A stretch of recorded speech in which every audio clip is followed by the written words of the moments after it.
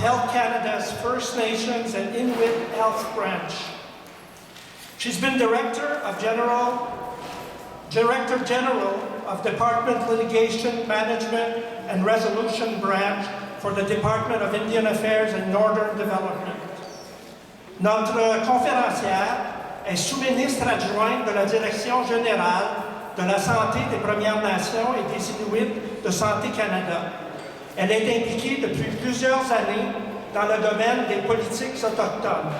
Ladies and gentlemen, a woman who has at heart the well-being of the First Nation and Inuit people, Mrs. Anne-Marie Robinson.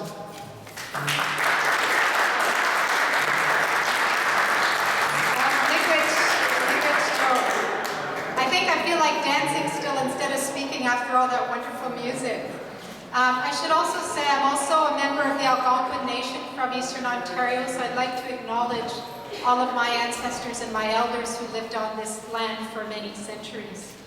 I'd also like to thank the elder who spoke to us this morning. It's very important in our tradition that we have elders as part of our meetings, our ceremonies, and our gatherings so that they can share their wisdom and they create an environment for us of wholeness and sharing and peace.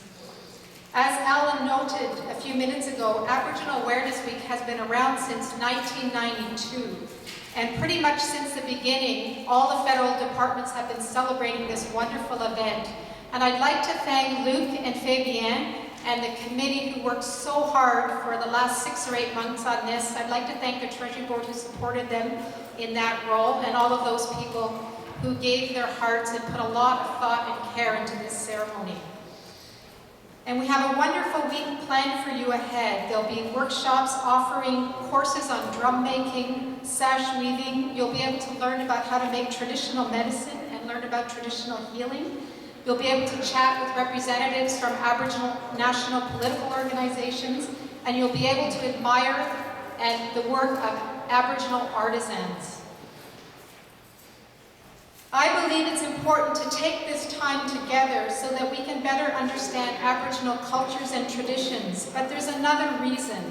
Many of us work in the federal government and we spend much of our time focused on the challenges facing the First Peoples in Canada. It's our job to work with First Peoples to address these challenges. In my job, I work in healthcare. Much of the work these days is focused on wellness and helping ensure that First Nations, Inuit, and Métis get off to a healthy start in life and stay healthy for their whole lives.